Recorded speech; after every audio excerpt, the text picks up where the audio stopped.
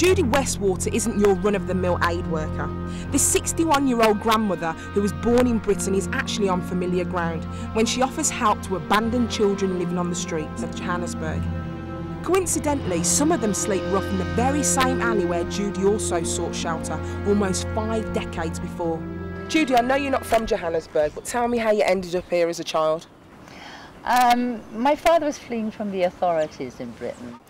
He abducted me from the country disguised as a boy. I was meant to be the son of his girlfriend, and they lay a false trail to Australia, but in actual fact we boarded a ship that sailed for South Africa.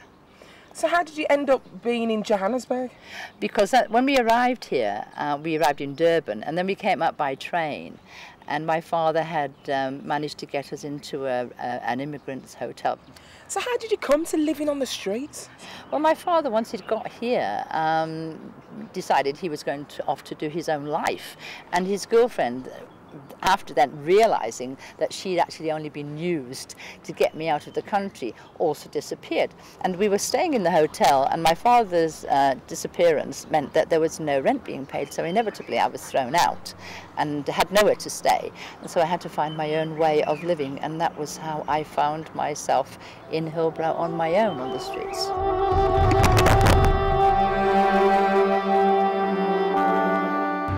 This place seems a little bit scary. Is it really scary at night as well?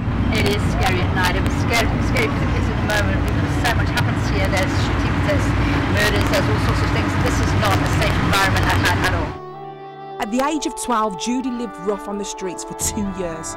She was totally alone and starving, and her nightmare grew worse when she was raped and physically abused. So this is where you used to sleep? Yep, well, I tried to. It's a little bit grim, isn't it? It was appalling. So how did you manage to escape the streets? At that time I was so ill with malnutrition and fear, and I collapsed in a doorway, and the shop owner took me in, and it was her that eventually found my father, and I was able then to be off the streets. But the consequence of that was I was back with my father. But she was so terrified of him that she became desperate to escape. She took a series of casual jobs until she saved enough money up to get back to Britain. She carved a successful life for herself, but never forgot her earlier pledge to return to South Africa and help the street children of Johannesburg. I sat on the floor and I wrote with my finger, one day I'm going to come back here and change things. And it's here, written in indelible ink, and that's what I've done. You did it! Yeah. That's the thing, you did it! And in 1991, she set up the Pegasus Children's Trust and fulfilled her promise. It's an organisation that's dedicated to the health and welfare of street children. We have several organisations under our umbrella whom we train and counsel and help to provide what the children need. What exactly do they provide for the children? Education, food, clothing, blankets, medical care, all of that. But hopefully we provide much more than that. We hope to provide them with the opportunities to gain their self-confidence, their self-awareness, their self-discipline, all their selves, because street children don't have any self. The only self they have is self-survival. This is the roly-poly creche, and this is where we take the kids from 6 months to 6 years. Yeah. And in this environment, we train the kids to the end classroom for preschool education, and then we work very closely with the education department so that these kids can actually enter school. Isn't this just like a normal playgroup then? No, it's not actually. This is more of a refuge as well, because these children have suffered tremendous trauma at such an early age. They've been living on the streets, they've lost their parents have died through AIDS, they've been murdered, they are left totally and utterly alone. And it's absolutely vital that we get these kids into a safe environment. It gives them the opportunity to develop skills and learn how to be a child. It gives them the first building blocks to be able to fulfill anything they wish in the future. So what state are they in when they come here? When they first come in here, all they want to do is hide away. If you go near them, they will run, they will cry, they are so frightened. They don't have any self-worth whatsoever, they are absolutely terrified.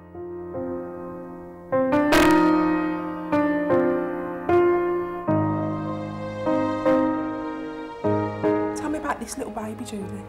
She came to us, as many of the little ones do, and they have unfortunately developed AIDS or HIV from their parents, and this is one of those poor little kids, and the only place we can have her is in here, where we can give as much comfort and as much love as we possibly can, because unfortunately these children don't last very long.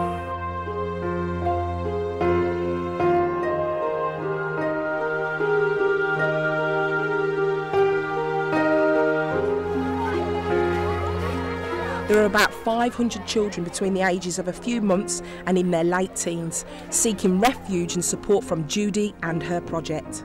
Volunteers are essential, and every day they come in to help look after the children. No mean feat, especially when the main purpose of the Trust is not only to care for these children, but to educate them and prepare them for a successful, independent future.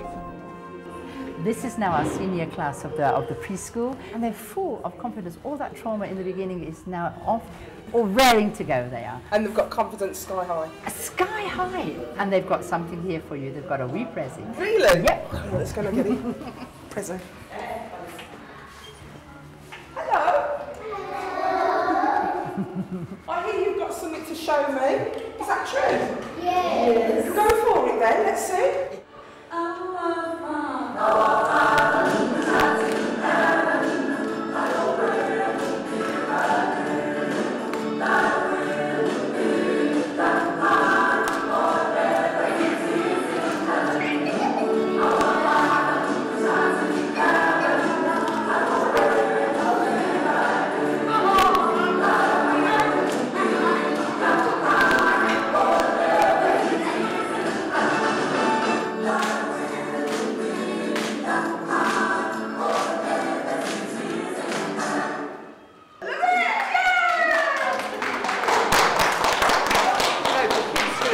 So much. You wouldn't believe how much spirit and how much alive these kids are. They're absolutely amazing.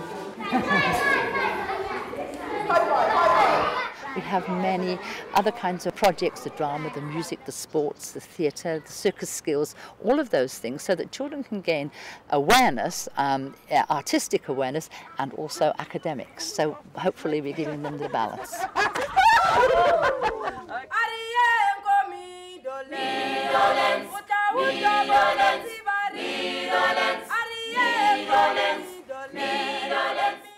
Judy, oh my goodness, she is my inspiration. I look at her and I say, my God, everything in life is so possible. You can live your dream, because she was able to survive the hardships she experienced in her life. All of us, we do have challenges. Life is about challenges. You come across everything, but you will be able to overcome everything you come across. Now I'm feeling better now, because I'm out of the street. I don't do bad things anymore. I'm a cool person. And what do you want to do in the future? In the future, I want to be a doctor. How much has this taken over your whole life? It's taken over the whole of my life. I'm passionate about it. It's the very existence of my soul. I hope that people will open their eyes and see these children. I'm hoping they will support us and assist us, because without support and assistance, many, many of these children will die. Many will continue to be deprived. Please, please, all we need is love for these kids. I want to be a firefighter. I want to be a teacher. I want to be a doctor. I want to be the chicken.